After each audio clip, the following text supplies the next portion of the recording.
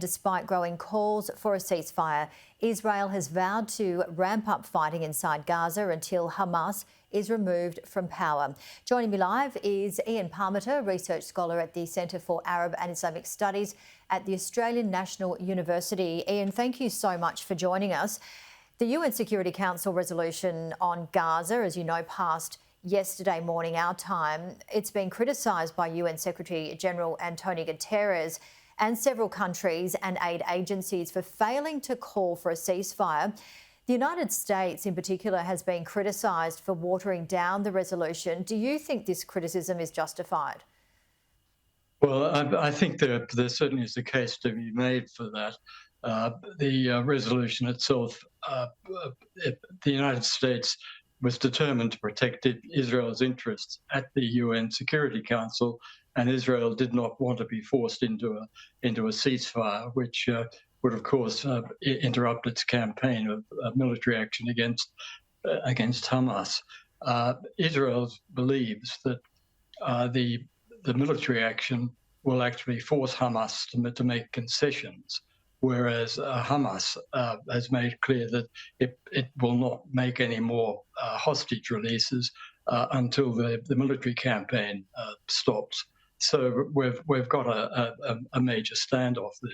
But the United States seems to be giving mixed messages. We've had a number of reports in the American press which indicate that the United States is putting a lot of pressure on Israel privately to cease the indiscriminate bombing, which appears to be happening and which President Biden has called indiscriminate.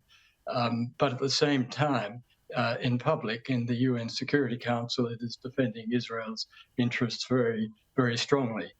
What it really means is that the UN is not really able to play much of a role in trying to resolve this difficulty. One positive thing that came out of the Security Council resolution, though, was that it did give an impetus to more aid going in to Gaza.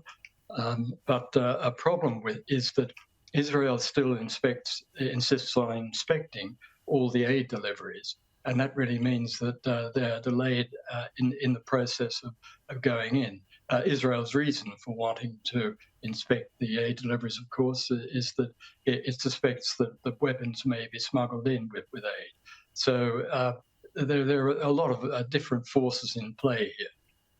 There certainly are, and Russia, like the US, abstained on the resolution. Ian, what is Russia's motive here, do you think?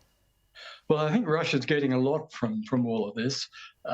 It's able to accuse the United States of double standards compared with the United States' vociferous criticism of Russia's campaign in Ukraine, and very mild criticism of what Israel is doing in Gaza. And Russia also wants to build up its constituency in the global south, which, as we saw with the United Nations General Assembly resolution a week or so ago, is very strong. 150 out of 190 countries voted for a ceasefire.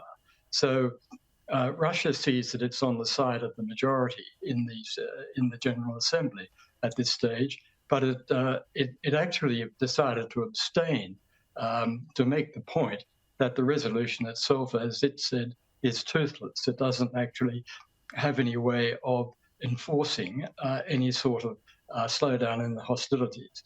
And Israel has made clear that it's going to continue the campaign in exactly the way that it feels is necessary to defeat Hamas. So Russia is gaining quite a lot from all of this, and will be quite happy for its own purposes to see all of this continue for a while, because it relishes embarrassing the United States.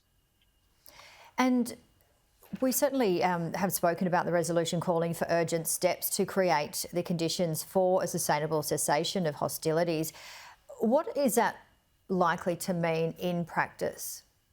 Well, it could mean almost anything. That's the difficulty. It is just simply saying create the conditions. Russia has said it means that from Israel's perspective, Israel's bombing creates the conditions for a ceasefire.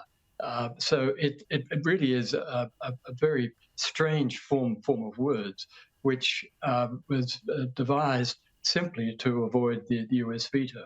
If it had called for a ceasefire, as the original or one of the original drafts did, the United States would have vetoed it, and the Security Council didn't want to have another veto.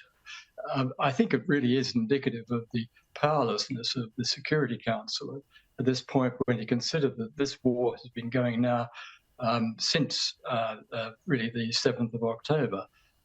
And only now, on Friday, have we seen a Security Council resolution passed. So it's not a good look for the Security Council at all.